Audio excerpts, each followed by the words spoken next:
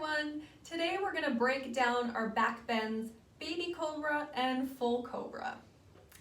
So in your practice, you have probably already experienced these back bends, but we're going to break them down piece by piece. So let's get started with baby cobra.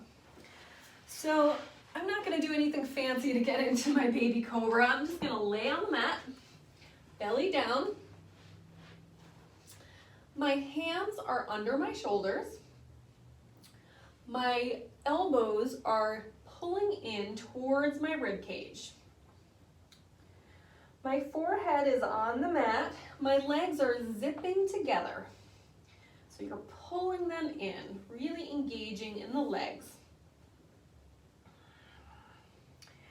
So pushing my hips, my thighs into the mat. I'm gonna lift up my head and my chest just slightly into my baby cobra. So my neck is long, breathing here and releasing down.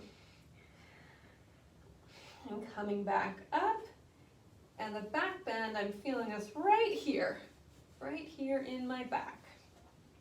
Releasing down and coming back up. Now I should be able to float my hands off of the mat. Right, so I'm not pushing into my hands to get into my baby cobra. I'm contracting, so my back is doing the work here. My hands aren't invited to this party. And releasing back down. So that's baby cobra. So let's get into full cobra. We're gonna start out the same way. So our hands are under our shoulders, our legs are zipping in. And this time, we're gonna start to lift like we're lifting in baby cobra, but then we're gonna push into our hands and straighten our arms. So you can see the difference in the back bend here. So my neck is long, I can look side to side. It's a much deeper back bend than our baby cobra. And releasing back down. Let's get into it again, pushing up. And coming down. All right, so let's just talk about those two poses for a moment. Okay, so the biggest difference between baby cobra and cobra is that baby cobra is a contracted back bend.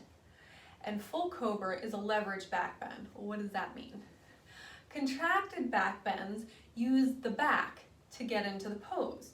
So in our baby cobra, we were lifting up with our chest, we were bending in the back, but our hands weren't helping us out, right? All of that bend was coming from the back.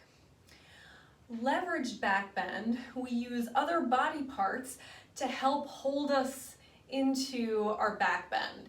So in the case of full cobra, we're pushing into our arms, right? Leverage back bends, we're able to get deeper into the back bend because we're not just relying on the back.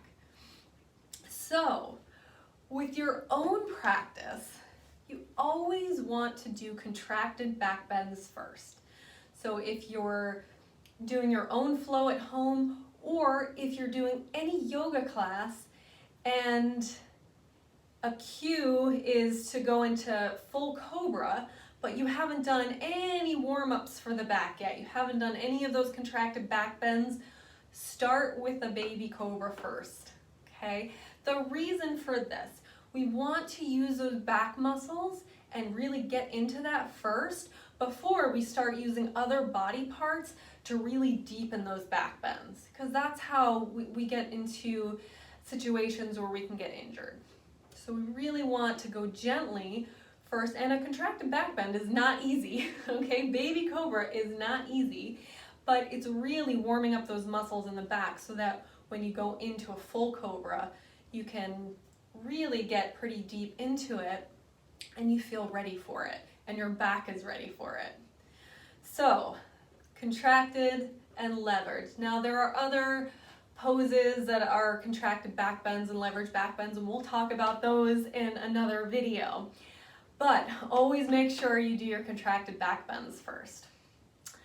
So I hope you enjoyed this video. I hope you learned something about the different types of back bends. If you have any questions, go ahead and leave them in the comments.